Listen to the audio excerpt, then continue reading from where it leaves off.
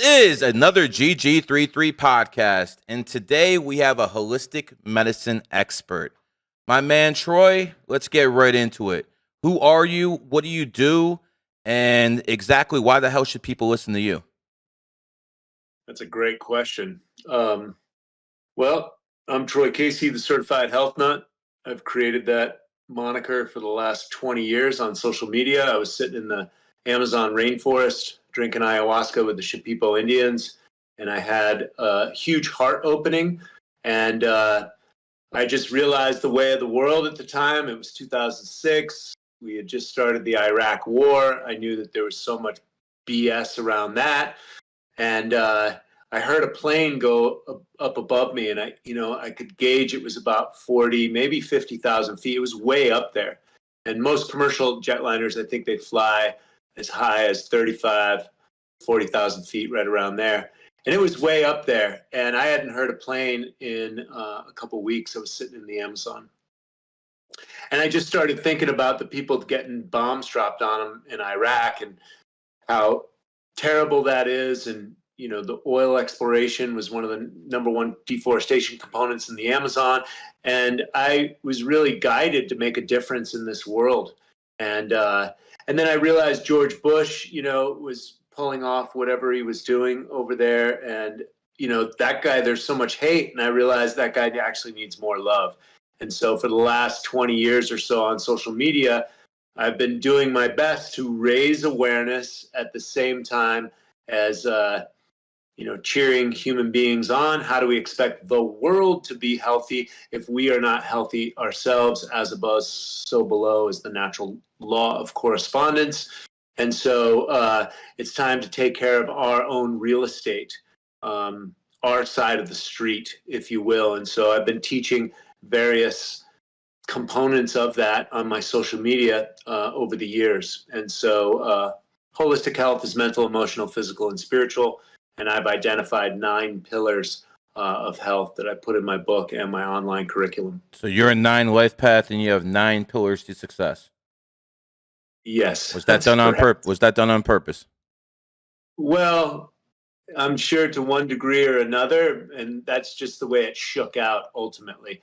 Some intention is utilized with numbers with me, and then maybe some sheer luck as well. But I do like the number 3 and the number 333, which chalks up to 9, and any derivatives of 3. And that's the way I've been cut for a very long time before I was spiritually aware of anything. Being aware of numbers is being spiritually aware, because don't think NPCs know anything about this. They're the first ones going to tell you, oh, this is a coincidence. Like, for instance, you said you're born 12/30, 1965. So you would Correct. be someone who's born on the 30th. And as we know, people who follow me as a numerologist, people who are born on the 30th have a very good way of articulating what they believe to other people. You have a nice following, don't you? Yes, I've been able to make a lot of friends online. So let me ask you this. No matter what you know as a health guru, no matter what type of knowledge you have, it wouldn't mean a damn thing if you weren't able to articulate it and talk to the people in a way where they can understand where you're coming from, correct? Absolutely. I think simplicity is the antidote for complexity. Okay. You mentioned ayahuasca. There's quite a few people I know that ayahuasca is fucked up personally.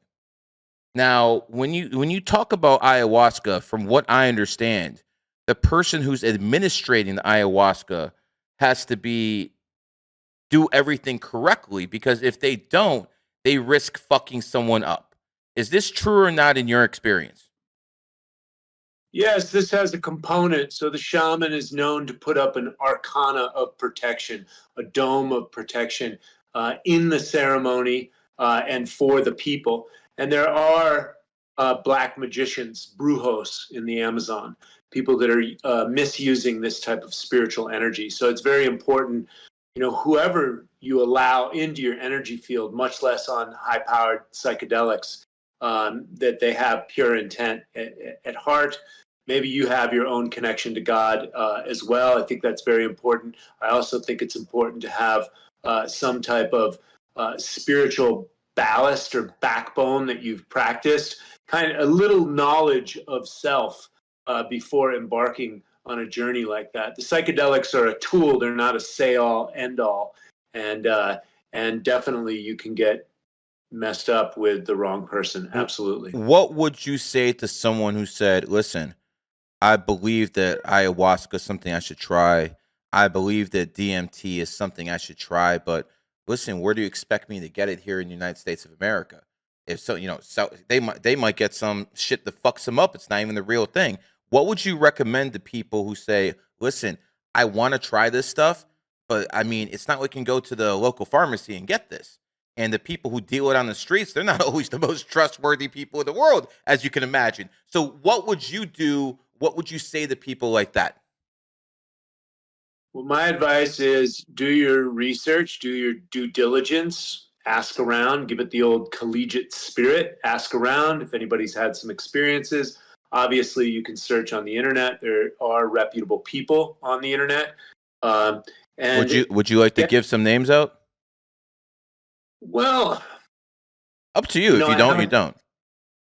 Yeah, I mean, I like Rhythmia. I like Jerry and his experience with Iboga that woke him up, and the moon told him to use ayahuasca, not Iboga. So Jerry owns Rhythmia down in Costa Rica. Hmm. It has about 40 shamans that come in and out of there through the year, and I think any given night there's 15 to 20 shamans, and there's about 80 participants. They used Taita Juanito and his whole lineage, a brother that has dedicated his life out of the rainforest and was taught by his elders how to use the Yahe medicine.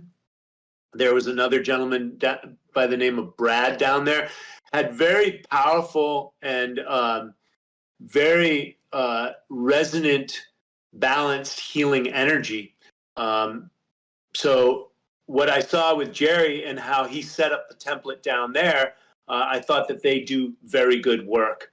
Taita Juanito is another person. You can go into the Colombian Amazon. There are people that have their centers promoted on Facebook and on YouTube, and you can search that out. I always wanted to drink medicine with Juan Flores. He's outside of Pucallpa in Peru in the Amazon. And I never got the opportunity to work with him, but I could feel the resonant frequency. They also sing a lot of Icaros, and you can pick up on the resonance if they are a shaman that you may want to work with. So do your due diligence, do your research, and set your intention. When it's your time, the right situation will present itself. Okay. And again, work on your spiritual, I had 11 Vipassana courses in silence. I had practiced a lot of meditation before I even came close to drinking medicine with the Indians in the Amazon. How long did you actually stay in the Amazon? Like, were you a guest with the locals there? How did they accept you? Like, how'd you do this? Did you just show up and like, yo, what's up? How does this work? So I had the good fortune of working with Amazon John Easterling and his company, the Amazon Herb Company. I started studying herbalism and fasting and internal purification, liver flushing, colon cleansing, all these things utilizing herbs 33 years ago. I was a Versace model sitting in Milan trying to make money for my career. And I got into fasting and herbs. And fast forward about 10 or 15 years later, somebody turned me on to the herbs of the Amazon rainforest from the Amazon Herb Company. I started putting these things into my body. That gave me another level of an awakening, another level. I had never felt this type of energy coming through my body. And so I joined that company and I started representing those herbs. And I went down to the Amazon rainforest with John Easterling to meet the vendors for that company. There was a camu camu plantation down there where we got the highest concentrated source of vitamin C for our skincare line, as well as very high-powered dried camu camu. And so I got to meet the vendors in Pucallpa, and then we went very far upriver to a place called Porvenir, and This place in particular, John Easterling was looking for the lost cities of El Dorado, the lost cities of gold. And he had contracted Rocky Mountain spotted fever, and it developed into hepatitis. And he was on his deathbed in a dugout canoe paddling up the rainforest. Greed is a motherfucker, isn't it? Greed lowers your energy, doesn't it? Well, it certainly can. And so I think John had more of the bug of just exploration. And so what he realized, the true treasure he was looking for, he was cutting down with machetes, going through the jungle. And so they gave him some ayahuasca, but more importantly, they gave him cat's claw, uña de gato, paw de arco, very antiviral, antibacterial plants. And this saved his life. He was on his deathbed with Rocky Mountain spotted fever. And so he came out of the jungle and brought bags of herbs to a doctor's conference. And so I went up to that village, Porvenir Village, with him, and was accepted. You know, the Indians are very, very sweet, people, and so very demure and kind of. They welcomed you, a white man, with open arms. Absolutely. Yeah, Huh. It was a very, very endearing experience. Now, don't forget, it's the Amazon. So if they don't like you, they'll tie you up and chop you up and just bury you. And you've seen that too. Well, I haven't seen that, but I've heard stories. My mentor down there was the Gringo shaman Scott Peterson, and he didn't fuck around. He had automatic weapons down there, and there's coca traders down there out of work, right? And of course. So it can be a very dangerous place, although it's very sensual and tropical, and the people, it's not modern day society. Yeah. You literally live in a hut with like no electricity, correct? Yes, he had some solar out there, but yes, I lived in quite a nice hut actually down there, and I worked with that company for about 8 or 9 years, and I would travel back and forth and do my own expeditions, as well as bring some other pilgrims down there that wanted to drink ayahuasca. So when you're down there, who protects you? Who makes sure nothing happens to you because you're a stranger in a foreign land? Do they have police people there, or are these people so morally correct, so morally conscious that nothing like that would happen? I didn't really feel that threatened in Peru whatsoever. Mm-hmm. But I was also when I went to Pucallpa, I was with a family, and they were leaders in the community. They were curanderos. Mm-hmm. And so nobody messed with me. Nobody came out to their land. They had a hut, a maloca, where they administered the ayahuasca, and I stayed there overnight. Their family came out and cooked for me. It was I love Latin America, for that reason. Now, I didn't get too close to them, and they do treat you a little bit like an ATM, and they do try and work you for money, and so you have to balance that. But no one tried to rob me. I wasn't afraid of it. And then when I went up to Iquitos with my mentor, Scott Peterson, he had endless protection, and he lived there for years. He had a 9mm in his. So if he has protection, it's warranted then. Oh, absolutely! It's the Wild West down there. Okay. Are you kidding me? No. So that's what I was getting at. That's exactly what I was getting at. Yeah, he walked around with a 9mm, and he also had shotguns. And the last time I went down there, he had automatic weapons. What he said, the sentries would shoot off the shotguns at 12 and 2 a.m. in the morning. And he said it was just to send a message to anyone out there, any coca traders or any people that were thinking they were going to rob a gringo hotel, that it might not be in their best interest. Well, that could be definitely appreciated. Let's move on. Amazon rainforest. Don't you have to worry about wild animals? Don't you have to worry about anacondas? Don't you have to worry about like certain animals you don't have to worry about in the big city? I mean, isn't there a danger that, if you're sleeping by yourself, walking in the wrong place, something might snatch you? Well, definitely. I mean, there are anacondas down there, and there are even smaller snakes that will bite you and kill you. And there's insects that will kill you, and plants that will kill you. And so sounds like a wonderful place. well, that's the great thing of being in the Amazon. You know that you're not top of the food chain, right? You feel extremely alive in the rainforest. I went swimming in the river that I saw a water moccasin in, and I know that there's anacondas and piranha. There were also piranha. And Scott Peterson. Whoa. Let me step back here a second. You actually went in a lake where you know there's anacondas and you know there's piranhas? I don't see any scars on you, bro. Like, I mean, listen, I'm a city boy, okay? This is all new to me, but this sounds crazy to some people because we've seen the YouTube clips where someone goes in, pets a crocodile, all of a sudden they lose a hand and shit like that. So how did you manage to swim with anacondas and not become food?